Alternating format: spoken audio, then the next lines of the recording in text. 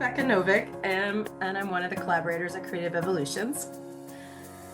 And I got involved with Creative Evolutions because I had previously been working with Doug and Kalita at another organization. And Doug called me up and told me they were starting this new endeavor. And I said, Doug, I'm only interested if you're going to do everything differently. And I'm very pleased to report that that is what has happened. And it's been a very exciting journey.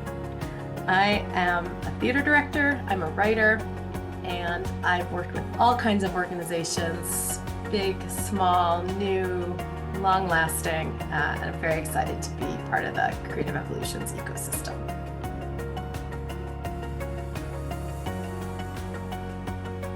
Idea that we don't have to do things the same way we've always done them. It's changing so fast, and arts organizations need to be leading that change and not just running to keep up and not just in reaction mode. And I'd love that we really interrogate what makes sense for us now, and what are some ways of working that can dismantle some of the old harms that exist in our field, and what are some ways of working that can really center the people at these organizations. So that has been a very inspiring journey to me, to really be in a place that values innovation, values change, values exploration, and really values people.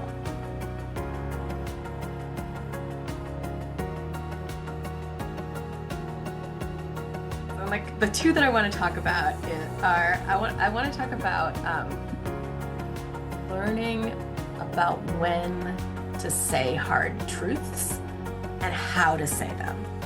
I think I've always been comfortable calling things out or saying things that maybe nobody else wants to say, but I've learned a lot from my colleagues here at Creative Evolutions about when is the right moment to do that. When is the moment when that information can be received, and how to frame something that maybe the organization hasn't been looking at, but that they need to be looking at. So I think that's been really useful.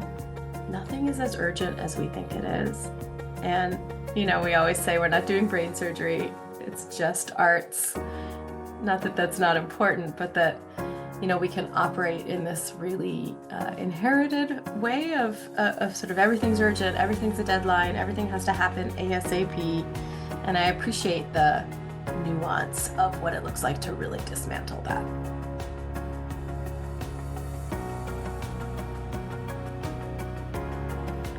I mean, I really love the strategic pathways, as you know. I have for a long time felt like there were a lot of things that weren't working about the way that strategic planning happens.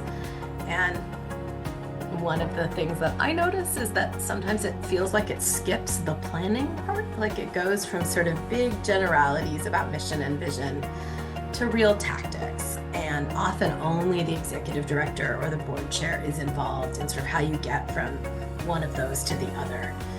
And so I was really interested in coming up with a way to actually look at strategic questions and look at the choices that strategic decisions activate or don't, you know, to really sort of do scenario planning, and to be able to do that with a focus group of people who are involved in the strategic plan. And so that's been really, really exciting to watch that approach evolve.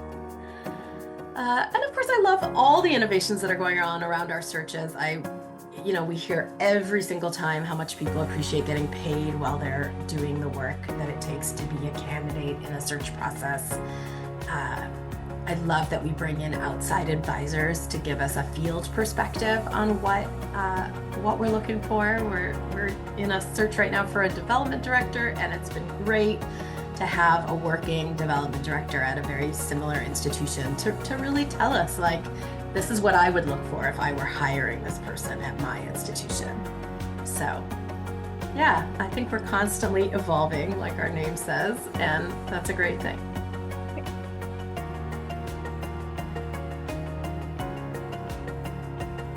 I think, you know, our field is under attack, and we've been hearing from a lot of, I think each of us has been hearing from a lot of individuals who are losing their jobs, afraid they're losing their jobs, navigating some really difficult ethical choices around the political landscape right now. And this is in a context of a field that really hasn't recovered from the pandemic, that's really struggling. And we've just become more and more aware that in addition to the practical help that these folks are seeking, they really need somewhere to just sit with their emotions about all of this and to be in a space where they can feel heard, feel seen, see that other people are going through the same thing and really build community. And I'm really interested in what it would look like for us to offer that as a service. We're really thinking of this initial compassionate processing circle, which is what we're calling it, as really an offering to our community. How can we hold a container for some of the challenges of being an arts worker, an arts leader in this moment? And I've been thinking a lot in the context of our different clients about how everybody keeps articulating that they hope this period of, sort of ongoing crisis and change is going to end soon. And I just don't think it's going to. I think this is our new reality, that, the ground is shifting under us all the time. And so for me, that I have a big sort of interest right now in investigating how do we help people learn how to lead through change instead of just sort of holding on until the storm passes. And so I think finding spaces to talk about what it feels like to be in an arts organization right now is going to be a really important piece of that work, which I'm sort of thinking about as resilience work, as kind of change resilience. We're inviting anyone who works in our field. So that could be somebody in a leadership position, it could be somebody in a staff position, it could be somebody who's a freelance artist. And those of us who work as freelance artists are the least protected by the sort of umbrella of the organization. So I think those folks are in a lot of distress right now as well. So just anybody I think the phrase we used was arts and culture workers. So anybody working in our field.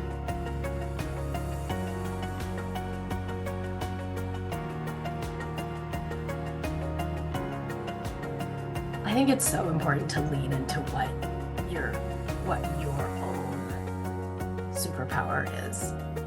And mine is to gather people. Mine is to bring people together and create community, create teams, create, that multiplying effect that you get when it's not just each of you, it's all of you together. And so I think I learned this in the previous Trump administration, that sort of there was a thing going around that was, what's your role in the revolution? And one of the options was weaver.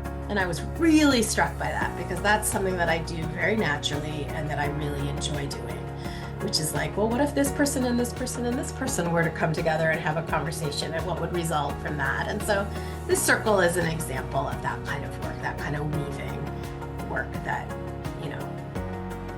is how I feel effective and how I feel like I can make a change. There are people who are absolutely great at speaking at protests, and there's people who are really great at organizing behind the scenes. And this is my lane that I feel really able to activate in. So that helps me to feel like I'm doing something.